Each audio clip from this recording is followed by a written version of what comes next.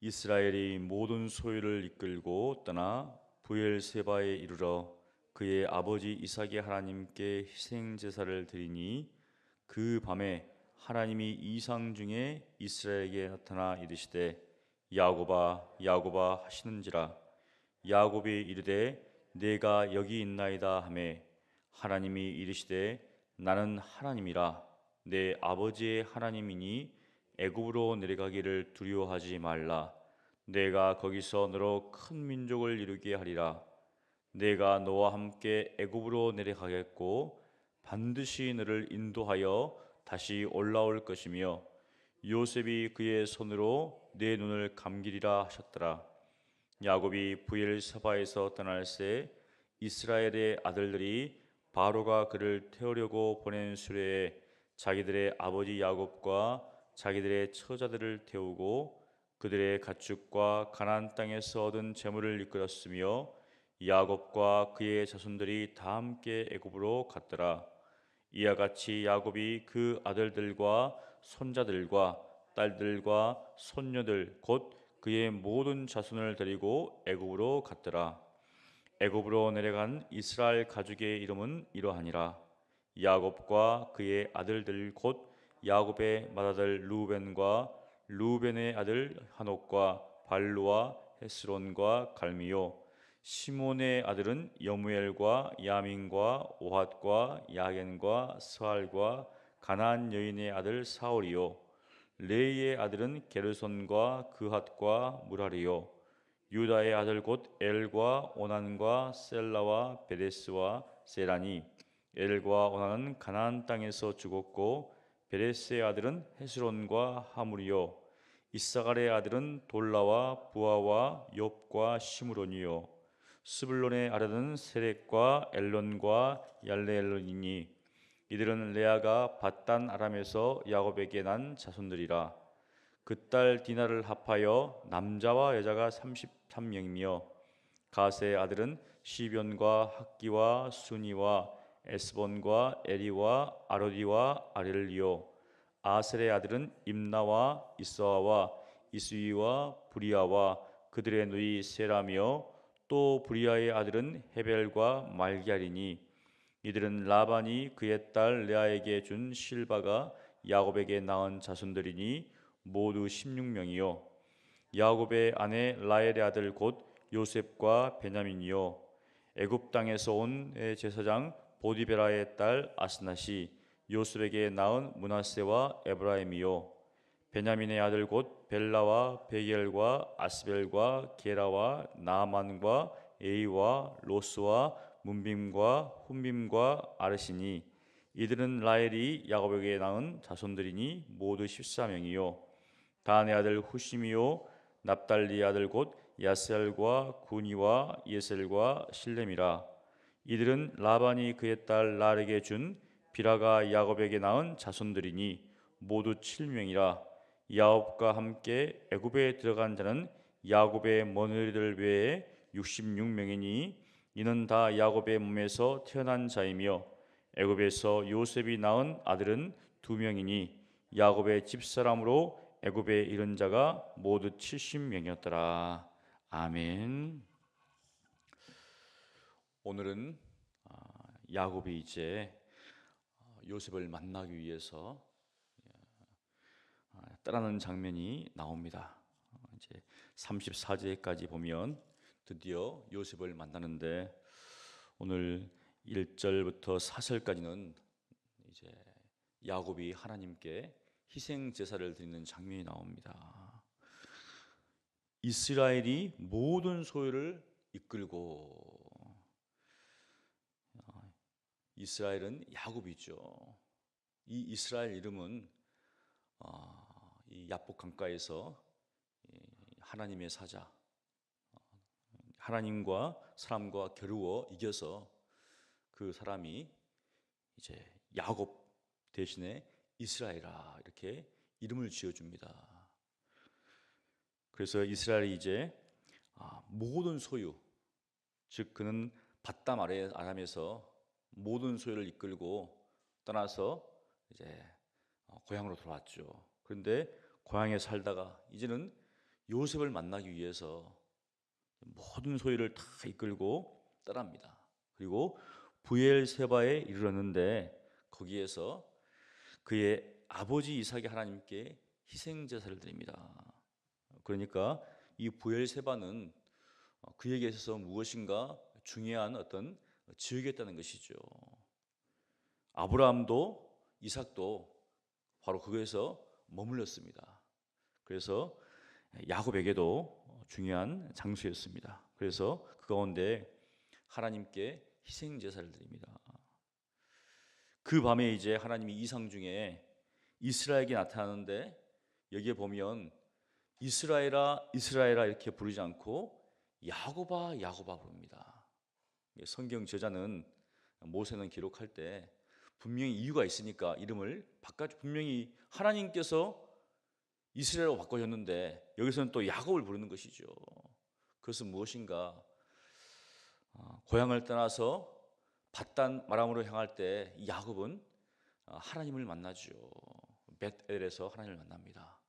이제는 이 부엘세바에서 떠나서 이제 애굽으로 가는데 그 마음 가운데 요셉을 만나는 그러한 기쁨도 있지만 한편으로는 이제 고향 땅을 떠난다는 거예요. 그러니까 그 마음 가운데 이게 정말 하나님의 뜻인가? 또 내려갈 때 무슨 일이 일어날 것인지 잘 모르잖아요. 아마 두려움이 있었던 것 같습니다. 그래서 하나님께서 그에게 애굽으로 가는 것은 하나님의 인도하심 뜻이라는 것을 보여주는 것이죠. 그래서 야곱이라고 이렇게 두 번씩이나 부릅니다. 야곱이 이르되 내가 여기 있습니다. 하나님이 이제 자신이 누구인가를 이야기하는 것이죠. 그 전까지는 어떻습니까? 하나님의 이름을 알려주지 않았죠. 모세 때 이제 알려주죠. 그래서 나는 하나님이다. 누구의 하나님인가? 내 아버지의 하나님이라는 것이죠. 즉 그가 밧단 아람으로 갔을 때 만났던 그 하나님이라는 겁니다. 그 하나님께서 밧단 아람에서 삶을 인도하시고 정말 두때나는 그런 소를 이끌고 또 고향으로 돌아가게 하셨죠. 그 하나님께서 다시 나타나사 애굽으로 내려가기를 두려워하지 말라 그렇게 이야기를 합니다. 그러면서 거기에서 바로 너로 큰 민족을 이루게 하겠다. 하나님의 뜻은 참으로 오묘합니다. 바로 아브라함과 이삭이 애굽으로 내려가는 어떤 장면들이 나오는데 아브라함은 어려움 가운데 있을 때 애굽으로 나갑니다. 하나님의 인도하신 보아는 인간적인 것을 가지고 내려가서 이제 아내를 참 빼앗기는 그런 장면이 나오죠. 하나님이 개입하셔서 이제 도리어 이제 아내도 다시 얻고 큰 재물을 얻고 나옵니다. 근데 이삭은 가려고 했을 때 하나님께서 막습니다. 가지 말라고. 그런데 여기서 보니까 이제 야곱에게는 하나님께서 가라고 하세요. 분명히 애굽이라는 곳은 똑같은 곳인데 아브라함은 갔다가 낭패를 당하고 이삭은 하나님께서 가지 말라고 하고 또 야곱에게는 가라고 합니다. 여러분, 이 가나안 땅, 즉 약속의 땅이죠. 하나님은 아브라함과 그 자손에게 이 약속의 땅을 허락하셨지만 이 약속의 땅 결국은 그들이 거주할 땅이죠. 아브라함과 그 자손들이 거기에서 영원히 거주할 땅입니다. 하지만 하나님께서 바로 그런 과정 속에서 그들 아브라함이라든지 이삭이라든지 야곱에게는 다른 어떤 모습들을 보이는 것이죠. 하나님께서 왜 이렇게 하셨는가? 여기 보면은 분명한 이유가 있습니다. 너로 큰 민족을 이루어 하겠다. 어디에서요? 바로 애굽에서.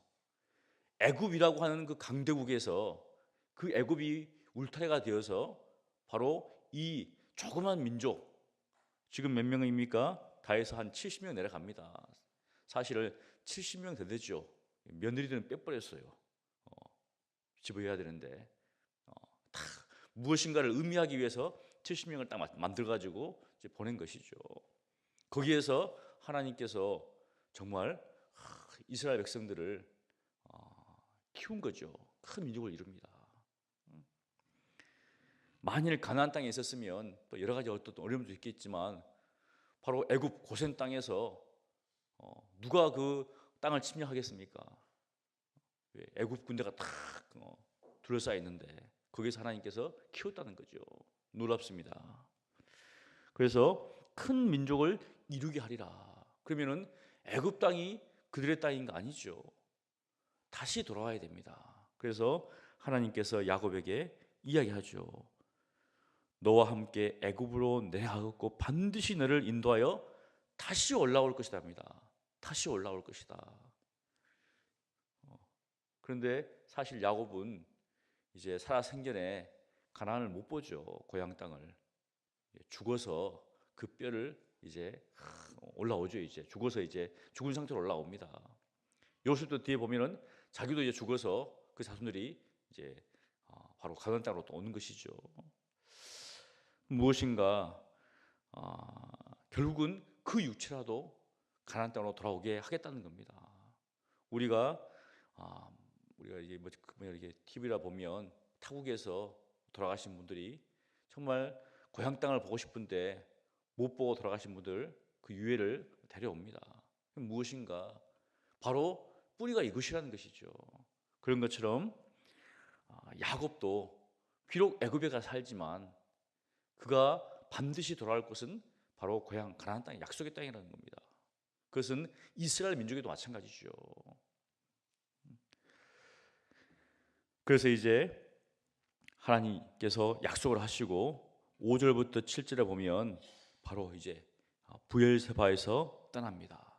그런데 여기 보니까 이스라엘의 아들들이 바로가 그를 태우려고 보낸 수레에 자기들의 아버지 야곱과 자기들의 치아들을 태우고 이제 떠났는데 모든 가축과 또 모든 자손들을 이끌고 다 떠나갑니다. 그래서 7절에 애굽으로 갔더라. 어떻게 보면 대가족이죠. 정든 고향을 떠나서 그 대가족이 애굽으로 향하는 것이죠. 그런데 사실 야곱이 고향 땅을 떠나서 밧단 아람을 갈 때는 아무것도 없이 갔습니다. 그런데 지금은 이 고향에서 애굽으로 갈 때는 바로가 수레를 탁 보냈습니다. 요즘으로 보면은 굉장히 막 좋은 차를 탁 보내가지고 태워가지고 좀 쭉 오는 거죠. 하나님께서 놀라운 방법을 통해서 이제 야곱을 애굽으로 이끕니다. 이스라엘 민족을 키우기 위해서. 여기서 우리가 살펴봐야 될 것이 있는데요. 야곱이 가나안에서 밧단 아람을 갔을 때는 고생을 많이 했습니다. 진짜 뭐 친척이지만 그 외삼촌이 살갑게 처변이 되었지만 가면 갈수록 뭔가 좀 다르잖아요. 이제 그래서 속이기도 하고 얼마나 외롭겠어요. 한마디로 이 밧단 아람은 좀 고생했죠. 외로웠습니다. 그리고 가나안 땅에 돌아와서 다시 이제 애굽으로 가는데 그때는 기쁨으로 가는 것이죠. 요셉을 만나기 위해서 기쁨으로 가는 겁니다. 모든 자신이 이루어놓은 모든 것들을 가지고 일종의 거부죠. 상당히 큰 부자였죠. 그래서 가고 또 요셉이 그를 환대하고 바로도 이제 환대하는 것이죠. 그래서 애굽에서 했던 삶 자체가 기근이 있었지만 그에게는 어떻게 보면 풍족한 삶이었습니다. 밧담 아람에서의 삶은 고생이었고 애굽의 삶이 어떻게 보면 풍족했죠. 우리가 이 땅에 살아갈 때 보면 정말 힘들고 어려울 때도 있습니다. 세상 염려와 근심 가운데 살 때도 있습니다. 그럴 때 어떻습니까? 내가 가야 할 본향 어디죠? 하나님의 나라죠. 천국입니다. 그런데 애굽은 좀 다른 것이죠. 기쁨이 있고 즐거움이 있고 여러 가지 어떤 만족들이 있는 것입니다. 그럼에도 불구하고 야곱에게는 그것이 잠시 있어야 될 것이라는 것이죠. 그 기쁨과 그 만족 가운데 살아가는 것이 아니라 바로 영원히 있어야 될 그 하나님의 나라, 본향, 그 가나안 땅 있는 것이죠. 마찬가지로 우리 예수 믿는 사람들도 이 땅을 살아갈 때 어려움이 있고 근심이 있습니다. 낙심하지 말고 무엇을 바라봅니까? 내가 돌아가야 할 그 본향, 천국이죠. 내가 가야 할 곳. 또 이 땅 가운데 즐거움이 있습니다. 기쁨이 있고 나는 이 땅을 살았는데 재미가 하나도 없습니다. 이런 사람은 어떻습니까? 없죠. 정말 고통 가운데 사람 외에는. 하지만 우리 예수 믿는 사람들도 이 땅 가운데서도 여러 가지 기쁨과 즐거움이 있습니다. 자녀가 태어나고 결혼식을 하고 직장에 들어가고 또 사업이 잘 될 수도 있고 이런 다 기쁨이 있는 것이죠. 하지만 그럼에도 불구하고 우리가 가야 할 곳은 어디다? 이 땅이 아니라는 것이죠. 바로 그것을 우리에게 보여줍니다. 항상 우리가 가야 할 곳, 돌아가야 할 곳은 바로 하나님께서 예비해 놓으신 그 하나님의 나라, 천국이라는 것이죠. 바로 그것을 야곱은 보여줍니다. 이제 8절부터 27절까지에 보면 야곱과 이스라엘 가족의 이름이 나옵니다. 그냥 모세가 70명 갔다 이렇게 하면 될 건데 일일이 다 부릅니다. 일일이 다 불러요. 우리는 부르면서 이름도 좀 생소하고 하잖아요. 그런데 중요한 게 있습니다. 이게 보면 이스라엘 가족 이름은 사실 이름은 우리가 이름하지만 모세도 하나님께 이름을 알려달라고 합니다. 이름은 그 사람의 존재에 대해를 알려주기 때문에. 그래서 우리가 이 땅을 지나면 뭐가 남습니까? 다른 건 안 남아요. 우리의 육체는 다 흙으로 돌아가서 가지만 무엇이 남습니까? 이름이 나와요. 이름이 남습니다. 지금 우리 밖에 보면은 성교사분들이 나오는데 이번에 저희 이제 우리 교육자들이 요람 잡아 하는데 제일 우리 은송리에서 했던 그 초가집에 보면 거기에 이제 그 앞에 좀 풍채가 있는 분 있잖아요. 그분이 테이트 선교사입니다. 근데 어떤 때는 테이트고 어떤 때는 데이트 돼 있어요. 그럼 도대체 이 사람의 이름이 도대체 뭔가? 그럼 제가 물어봤어요, 여러분한테. 원래 정확한 이름은 테이트입니다. 근데 우리나라에 와가지고 사람들이 데이트라 부른 거예요. 이름 어떻습니까? 데이트로 바꿔버렸어요. 편하게 부르다고. 근데 분명히 저기에도 보면 테이트 돼 있고 데이트 돼 있어요. 제 이름을 부를 때 어떻습니까? 왔다 갔다 한다는 거죠. 그래서 정확히 해서 테이트입니다. 테이트. 중요하죠, 이름이. 왜냐하면 그 사람이 와가지고 내 이름은 테이트인데 왜 이 사람들이 데이트라고 부르는가 이상할 거 아니에요. 마찬가지로 우리 이름 보면은 임자가 있고 뒤자가 님자가 있습니다. 물어봐요. 임입니까 님입니까? 그러면 이래도 되고 저래도 됩니다 이렇게 하신 분이 있어요. 하지만 정확한 이름이 있어야 되겠죠. 그런 것처럼 이름은 그 사람을 나타내는 것이죠. 그래서 여기 보면은 이름을 쭉 나열합니다. 우리가 하나님 나라에 들어갈 때 예수님께 그랬거든요. 이스라엘 제자들이 정말 가서 귀신을 쫓아내고 복음을 증거하고 다 겨우 돌아왔을 때 굉장히 기뻐했습니다. 왜냐하면 예수의 이름으로 귀신 쫓아내니까 얼마나 좋겠어요. 예수님께서 그것으로 기뻐하지 말고 너의 이름이 어디에 기록된 것으로 기뻐라 했습니까? 하늘에 기록된 것으로 기뻐라. 이름이. 우리 교회가 오늘 126주년을 맞습니다. 그런데 가장 기쁜 것은 무엇입니까? 우리 교회 쫙 거기 안에 바로 우리의 이름이 기록된 것이 어떻게 보면 가장 기쁜 것이죠.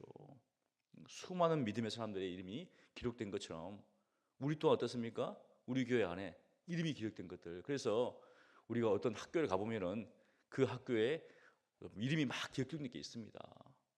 그 사람이 어떻습니까? 어떠한 삶을 살았지는 모르겠지만 결국은 그 학교에 있어서 그 이름이 기록됐다는 것은 그 중에 한 사람이었다는 것이죠. 그래서 이 모세가 이름을 기록하면서 애굽 땅에 내려간 사람은 70명이다. 그래서 성경에 보면은 의도적으로 70이라는 숫자 또 40, 400 이런 것들을 만듭니다. 이렇게 의도적으로 기록을 해요. 왜냐하면은 보통 이제 그런 숫자 자체가 의미를 두는 것이죠. 바로 7과 10은 완전한 수다, 만수다 이런 어떤 것들을 둡니다. 그래서 두면서 그런 의미를 하는 것이죠. 하나님께서 딱 채워서 애굽 땅으로 보내시고, 또 애굽 땅에서 때가 참에 400년이 지난 후에 또 하나님께서 또 싹 데려옵니다. 예수님께서 제 아들을 택할 때 10명도 아니고 13명도 아니고 12명 하는 것이죠. 12지파를 또 의미하는 것이죠. 이런 어떤 숫자들의 의미가 있습니다. 그래서 다 그 숫자를 맞춰가지고 다 할 때 바로 만일 그 중에 한 사람이로 빠진다면은 70이 안 되는 것이죠. 그래서 우리가 여기서 깨달을 것은 무엇인가? 우리가 믿음의 삶을 살아갈 때 우리는 보통 개인적인 어떤 그런 것들을 신앙을 많이 추구합니다. 하지만 우리는 개인이 아니죠. 바로 교회는 믿음의 공동체입니다. 우리는 어떻습니까? 그리스도의 몸으로서 지체라는 것이죠. 그래서 우리가 한 몸, 한 지체가 되었으니 정말 한 마음을 가지고 공동체 의식을 가지고 살아간다는 것이죠. 우리가 주기도문 할 때도 항상 우리 아버지 이런 말 쓰잖아요. 무엇인가? 에베소서에 보면 교회에 대해서 이렇게 이야기합니다. 에베소서 1장 23절 우리 한번 보겠습니다. 에베소서 1장 23절에 1장 23절에 이렇게 이야기하죠. 우리 함께 읽습니다. 교회는 그의 몸이니 만물 안에서 만물을 충만하게 하시는 이의 충만함이니라. 교회가 충만함이라는 것이죠. 그러면서 또 4장 13절에 이렇게 이야기합니다. 그렇다면 우리가 어떠한 삶을 살 것인가? 4장 13절에 함께 읽습니다. 우리가 다 하나님의 아들을 믿는 것과 아는 일에 하나가 되어 온전한 사람을 이루어 그리스도의 장성한 분량이 충만한 데까지 이르리니. 바로 이것이 몸된 교회가 바로 이루어 나가야 될 그런 목표라는 것입니다. 우리가 다, 그래서 우리는 주일날 성경 공부를 하죠. 하나님의 말씀, 주일학교 아이들로부터 장년부 어르신들까지 100세가 되신 분이 없으니까 그 밑에까지 하나님의 말씀을 배웁니다. 이유가 무엇입니까? 다 하나님의 아들을 믿는 것과 그리고 아는 일에 하나가 되어서, 평일날은 굉장히 바쁘잖아요. 주일만이라도 함께 모여서 말씀을 배우자는 거예요. 바로 이 일에 하나가 된다는 겁니다. 결국 온전한 사람을 이루어 그리스도의 장성한 분량이 충만한 데까지. 왜냐하면 교회는 바로 그리스도의 그 충만함이기 때문에 그것을 통해서 어떻습니까? 세상에 그 하나님의 충만함, 그리스도의 충만함을 드러내야 하기 때문에, 그러기 위해서 우리가 어떻습니까? 그리스도를 아는 일에, 믿는 일에 하나 되기를 심사한다는 것이죠. 우리 교회가 126주년을 맞았습니다. 제가 쭉 이렇게 연역을 보면서 우리 교회를 통해서 굉장히 많은 교회들이 분립됐더라고요. 분립되고 개척되고. 무엇인가? 우리가 호남의 모교회로서 결국은 오늘 말씀처럼 정말 하나님 보시기에 아름다운 교회, 그리스도의 분량이 장성해서 정말 세상 가운데 그리스도의 아름다운 드리는 그런 교회가 되겠다. 그것이 우리가 해야 될 일이다. 그러기 위해서는 오늘 말씀처럼 우리가 믿는 것과 아는 일에 하나가 되는 것, 다른 일이 아니라 믿는 것과 아는 일에 하나가 되어서 서로 정말 주님을 닮아가는, 그래서 세상 사람이 바라볼 때 우리 소문교회는 정말 하나님이 함께 하시는구나, 정말 주님의 제자들로 가득하구나, 바로 그러한 교회가 되기를 간절히 축원합니다. 우리 기도하겠습니다. 거룩하신 하나님 감사합니다. 하나님께서 우리 한 사람을 한 사람을 또 우리 서문교회에 불러주셔서 한 몸 한 지체가 되시니 감사합니다. 하나님께서 야곱을 택하사 이스라엘 또 민족을 세워주시고 또 이제는 애굽 땅에 내리게 하사 큰 민족을 이루게 하십니다. 많은 어려움과 고난 속에서 하나님께서 보호하시고 또 이끄시고 인도하셔서 정말 애굽 땅에서 큰 민족을 이루게 됩니다. 하나님, 우리 소문교회도 정말 하나님의 사람들로 또 채우셨고 여러 가지 어려움과 환난과 또 기쁨과 즐거움이 있는 가운데 있었습니다. 하나님, 이제는 더욱더 정말 그리스도를 믿는 것과 아는 일에 하나가 되어서 아름다운 믿음의 공동체, 또 신앙 공동체 될 수 있도록 하나님께서 은혜를 베풀어 주시옵소서. 각자의 삶은 다르지만 하나님께서 그 각자의 삶을 통하여서 정말 아름다운 믿음의 공동체를 만들어 가신 것을 바라보게 됩니다. 하나님, 우리 한 사람 한 사람이 자신이 있는 그곳에서 최선을 다해서 주님을 알아갈 수 있도록 도와주시고, 또 서로 하나가 되어서 정말 주님을 증거하는 그런 삶을 또한 살아갈 수 있도록 하나님께서 은혜를 베풀어 주셔서, 특별히 오늘은 주일입니다. 또 교회 설립 126주년입니다. 우리 온 성도들이 한마음 한뜻이 되어서 하나님 앞에 영과 진리로 예배케 하시고 하나님께서 기뻐하시는 교회가 되기 위해서 전심전력할 수 있도록 주여 은혜를 베풀어 주시옵소서. 감사하고 예수님 이름으로 기도합니다. 아멘.